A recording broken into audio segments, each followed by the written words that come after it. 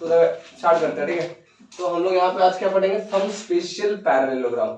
अब तक हम पैरेललोग्राम के बारे में पढ़ चुके हैं कंप्लीट तुम लोगों को पता चल गया कि पैरेललोग्राम में होता क्या है। अगर कोई भी क्वाड्रिलेटरल पैरेललोग्राम है तो उसमें कौन कौन सा प्रॉपर्टी सेटिस्फाई करता है हम ऑलरेडी देख चुके हैं। तो एक बार रिकॉल कर लेते हैं। अगर कोई भी क्वाड्रिलेटरल पैरेललोग्राम है तो उसका प्रॉपर्टीज क्या क्या था। पहला प्रॉपर्टीज क्या था कि opposite sides are equal, opposite angles are equal, diagonals bisect each other, समझ रहे हो ना, बाइसेक्ट ईच अदर। और अब पता था कि अगर इन दोनों का सम करूं तो आंसर आता था 180, जो कि हम पैरेलल में को-इंटीरियर बोलते थे। वही सेम चीज यहाँ पे भी है, सप्लीमेंट्री बोल के, ठीक है। एडजेसेंट एंगल का सम 180 होगा, बोलने का मतलब क्लियर है। ये चार प्रॉपर्टीज हम पैरेललोग्राम में पढ़े थे, ठीक है। अब हम पढ़ते हैं सम स्पेशल पैरेललोग्राम। मतलब वो पैरेललोग्राम तो है बट पैरेललोग्राम में भी स्पेशल पैरेललोग्राम है, चीज क्लियर है। तो बात करते हैं पहला रेक्टेंगल। देखो तुम लोगों को पूरा मैं बेसिक आइडिया दे दूंगा कि कैसे हम चीजें को याद रखेंगे, बट फिलहाल अभी समझ लो डिटेल में।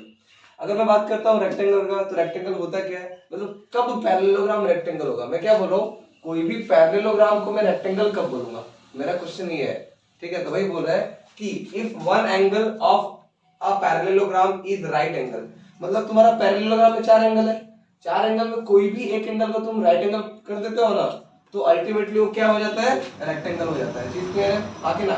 अगर तुम्हारा कोई भी एक एंगल राइट एंगल हो गया देन मैं वो पैरेललोग्राम को क्या बोलूंगा, रेक्टेंगल बोलूंगा। चीज क्लियर है कि नहीं क्लियर आया ना। पैरेललोग्राम देखो सपोज ऐसा था ना एंगल स्टार्टिंग में, अगर मैं इसको 90 करता हूँ, इसको 90 कर रहा हूँ, मतलब इसको सीधा कर रहा हूँ, ऑफ कोर्स ये ऐसा तो नहीं होगा कि ये ऐसे ही रहेगा। क्लियर है कि नहीं क्लियर है, जो भी होगा एक साथ होगा ना। तो जैसे मैं एक एंगल को 90 किया, ये पूरा सीधा हो गया, तो पूरा सीधा एग्जैक्टली अपने आप सारा 90 हो जाएगा। अब तुम बोलोगे कैसे 90 होगा, अपने आप मैं बता सकता हूँ। मैं ये एंगल को 90 किया, हमें क्या पता है कि ऑपोजिट एंगल इक्वल होता है पैरेललोग्राम में, सिंस पैरेललोग्राम तो था ना, तो ये एंगल ये भी 90 होना पड़ेगा इसको, आगे ना प्रॉपर्टीज ऑफ पैरेललोग्राम के कारण। अब इनका सम क्या होता है, एडजेसेंट एंगल का सम 180 होता है ना। एडजेसेंट मतलब अगल बगल बता चुका हूँ, चीजों को याद रखो। तो ये 90 है मतलब पक्का ये भी 90 होगा, और ये 90 हुआ तो ऑपोजिट एंगल से ये भी 90 होगा। तो अल्टीमेटली हम क्या कर रहे हैं, अगर मुझे पैरेललोग्राम से रेक्टेंगल प्रूफ करना है तो मुझे बस एक एंगल को 90 प्रूफ करना पड़ेगा। जैसे मैं एक एंगल 90 प्रूफ किया, अल्टीमेटली वो ऑटोमेटिकली अपने आप वो सारा एंगल 90 हो जाएगा। चीज क्लियर है, समझ में आया क्या बोला मैं, क्लियर है ना।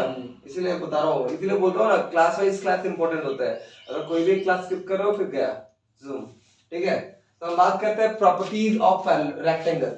जैसे हम पैरेललोग्राम का चार प्रॉपर्टीज देखें कि जैसे तुम पैरेललोग्राम बोलते हो ना, तो तुम वो सबको इक्वलिटी जिसको तुम मतलब वैलिड है हमारे लिए, तुम डायरेक्टली यूज कर सकते हो, उसके लिए प्रूफ नहीं करना पड़ेगा। हम जो देखे ना अभी चार प्रॉपर्टी पैरेललोग्राम का, वैसे रेक्टेंगल में कुछ प्रॉपर्टीज है। अगर तुम डायरेक्टली अगर फिगर रेक्टेंगल दिया है तुम ये सबको यूज कर सकते हो, डायरेक्टली यूज कर सकते हो, समझ रहे हो। वहां पर तुम प्रूव नहीं करना कि ऑपोजिट एंगल वगैरह इक्वल है, ठीक है।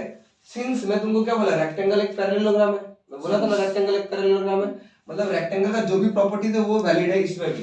रेक्टेंगल का जो हम चार प्रॉपर्टीज देखे थे ना कि ऑपोजिट एंगल इक्वल, ऑपोजिट, हाँ हम जो पैरेललोग्राम का ऑपोजिट देखे थे ना चार प्रॉपर्टी, पैरेललोग्राम को जो चार प्रॉपर्टीज देखे थे वो सब रेक्टेंगल में वैलिड है मतलब क्या कि यहाँ पे यूज कर सकते हैं। ऑफ कोर्स एक पैरेललोग्राम को ही तो मैं रेक्टेंगल बोल रहा हूँ, हाँ कि ना, एक पैरेललोग्राम को ही तो रेक्टेंगल बोल रहा हूँ। तो रेक्टेंगल का सारा मतलब पैरेललोग्राम का सारा प्रॉपर्टी इसमें वैलिड है। पहला चीज क्लियर हुआ है ना।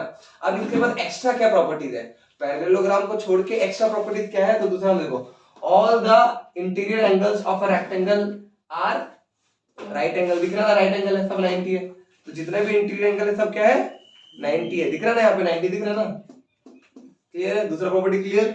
तीसरा क्या बोला, ध्यान समझना, ये इंपॉर्टेंट है और ये बाकी से डिफरेंट करता है इसको, diagonals of a rectangles are equal. चीज क्लियर है क्या बोला, जो रेक्टेंगल का डायगोनल होता है ना उसका लेंथ इक्वल होता है, मैं बाइसेक्ट का बात नहीं कर रहा हूँ, पैरेललोग्राम में बाइसेक्ट का बात हो चुका है। पैरेललोग्राम में बाइसेक्ट होता है ना, तो अल्टीमेटली यहाँ पर बोल क्या रहा है बताऊं कि ये लेंथ ना, तो भाई ये लेंथ और ये लेंथ इक्वल होगा यहाँ पे, AC is equals to BD। ये लेंथ जो है ना, अगर ये 10 सेंटीमीटर तो ये भी 10 सेंटीमीटर होगा। चीज क्लियर है, हाँ पूरा समझ में आया। प्रॉपर्टीज देख लो, पहला है क्या, रिकॉल करते हैं। चलो हम रेक्टेंगल का प्रॉपर्टीज का बात करते हैं, तो इसमें पैरेललोग्राम का चारों प्रॉपर्टीज वैलिड है, ठीक है। दूसरा है क्या है कि सारा एंगल 90 होगा। तीसरा क्या है कि तुम्हारा डायगोनल्स का लेंथ भी इक्वल होगा इसमें। तो तुम अभी जब क्वेश्चन सॉल्व करोगे ना तो तुम्हें देखना कैसे क्वेश्चन सॉल्व कर रहे हैं हम लोग। मैं करवाया भी था पैरेललोग्राम का केस में क्वेश्चन सॉल्व था कि ना, कैसे हम प्रॉपर्टीज को यूज करके क्वेश्चन सॉल्व कर रहे थे। Since opposite sides are equal, opposite angles are equal, तो मतलब हम आराम से वेरिएबल का वैल्यू ढूंढ सक रहे थे एक्स वाई जेड का, है ना। क्लियर है कि नहीं क्लियर है, समझ में आया? इतना क्लियर है, इतना क्लियर है। तो हम नेक्स्ट आते हैं रोम्बस में। अब जैसे मैं तुमको क्या बोला, जैसे पैरेललोग्राम में अगर मैं एक एंगल को 90 करके रेक्टेंगल बोलता हूं, जैसे मैं पैरेललोग्राम में एक एंगल को 90 करके वो पैरेललोग्राम का नाम बोल देता हूं कि वो रेक्टेंगल है, सिमिलरली हमारे पास रोम्बस में क्या बोल रहा है कि अगर इफ टू एडजेसेंट, अब तुम्हें मतलब पता होना चाहिए एडजेसेंट साइड का मतलब क्या होता है। तुम लोगों को सारा मतलब बता चुका हूं, ठीक है, मुझे पता है ये सब इंपॉर्टेंट की मतलब कीवर्ड्स है, तो तुम्हें पता होना चाहिए। जिसको पता नहीं कि एडजेसेंट साइड क्या होता है वो डेफिनेशन समझ ही नहीं पाएगा, है ना। तो वही बोला है कि if two adjacent side of a parallelogram are equal, parallelogram का ऑपोजिट साइड तो अपने आप इक्वल होता है ना। अगर तुम अगल बगल का भी इक्वल कर देते हो तो अल्टीमेटली सारा इक्वल हो जा रहा है। जैसे मैं इसको 90 एक 90 करके अल्टीमेटली सारा 90 हो जा रहा था ना, सिमिलरली यहाँ पे क्या होता है यहाँ पे क्या होता है यहाँ पे क्या होता है कि तुम अगर एडजेसेंट साइड को इक्वल प्रूफ कर दोगे ना तो ऑटोमेटिकली ये सारा साइड इक्वल हो जाएगा ऑटोमेटिकली। जैसे प्रॉपर्टी में देखे, बोलो कैसे होगा। अब मुझे बताओ, ए बी और बी सी इक्वल था पैरेललोग्राम से, और ए डी और बी सी इक्वल था पैरेललोग्राम से।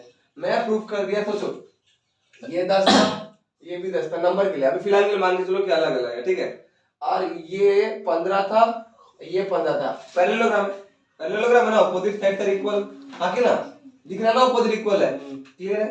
मैं अब बस चेंज करके, मुझे अगर इसको प्रूफ करना है कि ये रोम्बस है तो मुझे एक काम करना पड़ेगा, मैं इनका एडजेसेंट साइड को ना मैं प्रूफ कर दूंगा कि ये दोनों का लेंथ इक्वल है। जैसे लेंथ इक्वल हो जाएगा, अब ये जितना होगा इसको इतना भी होना पड़ेगा, क्योंकि पैरेललोग्राम है ना, पैरेललोग्राम का ऑपोजिट साइड इक्वल होता है ना। तो अल्टीमेटली क्या हो गया, सब 10 नहीं हो गया, सब 10 हो गया, मतलब ऑल साइड इक्वल हुआ। हम बस एक काम किए, हम बस ये दोनों को इक्वल किए थे खुद से, और ये ऑटोमेटिकली अपने आप इक्वल हो गया। क्यों हुआ?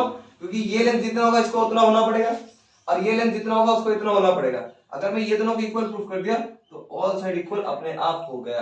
चीज क्लियर है, सोचने वाली बात है, हाँ कि ना, सही बात है। आगे बढ़े, तो वही बोला है कि यहाँ पे हम अगर A B is equal to B C proof कर दे, अगर A B is equal to B C proof कर दे तो मेरा, अब देखो A B is equal to B C हो गया, हाँ कि ना। अब ये किससे इक्वल है, ऑपोजिट साइड इक्वल होता है, तो ये इससे भी इक्वल हो गया, और ये किससे इक्वल हो गया, इससे इक्वल हो गया। तो चारों में सिंगल लाइन दिख रहा है, अगर चारों में सिंगल लाइन है मतलब चारों साइड इक्वल है। तो हम क्या सीखे कि कोई भी पैरेललोग्राम रोम्बस कब होता है, अगर वो पैरेललोग्राम का चारों साइड इक्वल है ना तो तुम डायरेक्टली बोल दो कि वो रोम्बस है। समझ में आया? पैरेललोग्राम में बस हमें पता रहता है कि ऑपोजिट साइड इक्वल है, रोम्बस में ऑल साइड इक्वल है। चीज क्लियर है? अगर तुम्हें प्रूव करना है कि तुम्हारा पैरेललोग्राम को रोम्बस प्रूव करो, तुम्हें एक काम करना पड़ेगा, उसका एडजेसेंट साइड को इक्वल प्रूव करना पड़ेगा। चीज क्लियर है? पूरा समझ में आया? देखो लॉजिक यही है, जब तुम्हें प्रूव आएगा ना, जब तुम्हें प्रूव करने बोलोगा, तुम्हें जो बता रहा हूँ वही करना पड़ेगा। तुम्हें दिया है कि प्रूव करो कि पैरेललोग्राम रोम्बस है, तो तुम्हें एक काम करना पड़ेगा, उसका कोई भी एक एडजेसेंट साइड को इक्वल दिखाना पड़ेगा। जैसे इक्वल दिखा दिए तुम बोल दो कि सारा साइड इक्वल है, अब बोल दो कि रोम्बस है। चीज क्लियर है? हम बात करते हैं प्रॉपर्टीज ऑफ रोम्बस का, कि क्या क्या प्रॉपर्टीज है। जैसे हम पैरेललोग्राम का देखे, जैसे हम रेक्टेंगल का देखे, वैसे कुछ रोम्बस का भी है। इसका खुद का भी प्रॉपर्टीज है, सिंस ये पैरेललोग्राम का स्पेशल है तो पैरेललोग्राम का भी सारा प्रॉपर्टीज रखेगा। चीज क्लियर है, हाँ कि ना।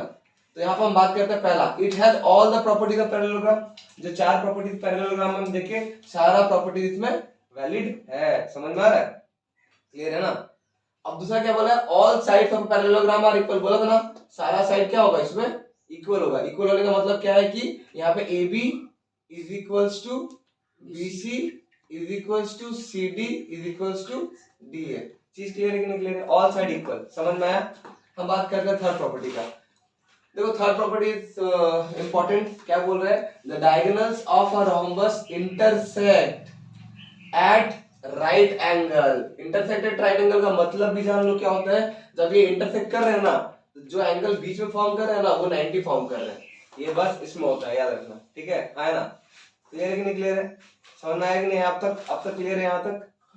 ये बात थोड़ा सा फिर से बोले तो। यहाँ पे बोल रहा है कि अगर डायगोनल इंटरसेक्ट कर रहा है ना, देखो डायगोनल अगर ऐसे इंटरसेक्ट करता है ना, ऐसे, ये 90 है, क्या दिख रहा है? 90 नहीं ना, नहीं दिख रहा ना। बट अगर तुम्हारा फिगर रोम्बस है, उसका डायगोनल इंटरसेक्ट कराते हो ना, अगर तुम इसका एंगल मेजर करोगे ना, इसका एंगल, सबका एंगल क्या हो जाएगा, सबका एंगल 90 हो जाएगा। चीज क्लियर है, हाँ ना। समझ में आया कि नहीं आया बताओ? पूरा क्लियर है? तो आगे बढ़ते हैं लास्ट वाला। The diagonals bisect the angle of a rhombus. इधर देखो भाई, diagonal bisect the angle of a rhombus. ये जो डायगोनल है ना, ये जो डायगोनल है, यहाँ पर जो सारा डायगोनल है ना, वो क्या बोला है, रोम्बस का एंगल को बाइसेक्ट करता है। अब रोम्बस का एंगल को बाइसेक्ट करने का मतलब ये हुआ कि यहाँ पर देखो भाई, ये क्या है तुम्हारा, ये तुम्हारा एंगल है रोम्बस का, एक एंगल है, और ये डायगोनल बीच से गया हुआ है ना, तो ये क्या कर रहा है, ये बाइसेक्ट कर रहा है, मतलब पूरा एंगल को इक्वली में डिवाइड कर दे रहा है। अगर पूरा 60 है ना, तो ये 30 हो गया, ये 30 हो गया। बाइसेक्ट का मतलब ये होता है। क्लियर है? और इसको भी बाइसेक्ट कर रहा है, देखो डबल लाइन दिया हूं, देखो यहाँ पे ट्रिपल लाइन दिया हूं, चार लाइन। इसका मतलब है कि देखो ये होता है तरीका शो करने का कि कौन सा एंगल किससे इक्वल है, हाँ कि ना। मैं अगर यहाँ पे डबल लाइन दिया हूं, इसका मतलब है ऑटोमेटिकली अंडरस्टैंडेबल है कि ये दोनों एंगल इक्वल है। समझ में आया? क्लियर है? तो हम चार प्रॉपर्टी क्या पढ़े, समझ में आया? क्लियर है? लास्ट प्रॉपर्टी क्या था कि डायगोनल क्या करता है, रोम्बस का एंगल को इक्वली बाइसेक्ट करता है। इक्वली बाइसेक्ट करता है मतलब ये दोनों एंगल इक्वल होगा, ये दोनों एंगल इक्वल होगा। तुम डायरेक्टली यूज कर सकते हो क्वेश्चन में। समझ में आया? एक लास्ट प्रॉपर्टी पढ़ते हैं स्क्वायर का, और फिर मैं एक बार सम ऑफ कर दूंगा पूरा कि हम कैसे चीजों को याद रखें। ठीक है, चलो पॉज करो।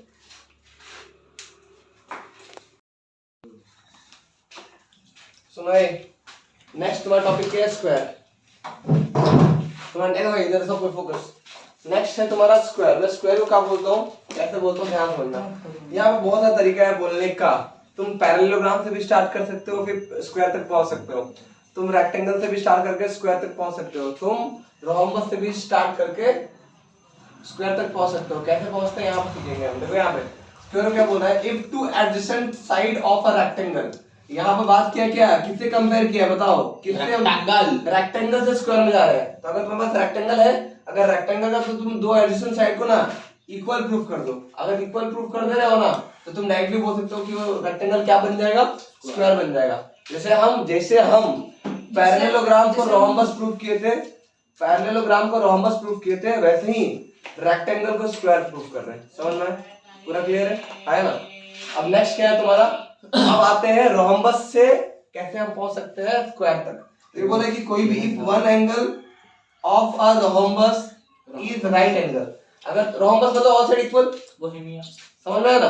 रोम्बस मतलब ऑल साइड इक्वल है। जैसे मैं एक एंगल को 90 किया, तो वैसे क्या हो गया, ऑल साइड तो इक्वल था, स्क्वायर बन गया। ये सुनो, यहाँ पे देखो स्क्वायर बन गया। वही बोला है कि तुम अगर तुम्हारे पास रोम्बस है, तुम्हें क्या करना है काम, तुम्हें करना है कोई भी एक एंगल को 90 करना है। जैसे तुम रोम्बस में एक एंगल को 90 प्रूफ कर दिए, तुम डायरेक्टली बोल दो कि वो स्क्वायर है। सिमिलरली तुम जैसे तुम्हारे पास रेक्टेंगल का तुम जैसे एडिशन साइड इक्वल प्रूफ कर दिए, तुम डायरेक्टली बोल दो कि वो स्क्वायर है। क्लियर है कि नहीं क्लियर है बताओ?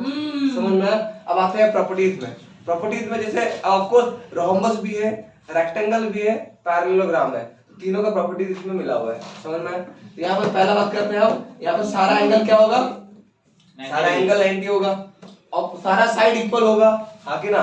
और क्या बोला है, डायगोनल्स इक्वल होगा। सही बात है, तुम्हारा डायगोनल परपेंडिकुलर होगा ना, क्योंकि रोम्बस तो है ही ना, स्क्वायर एक रोम्बस है तो पक्का होगा, हाँ कि ना?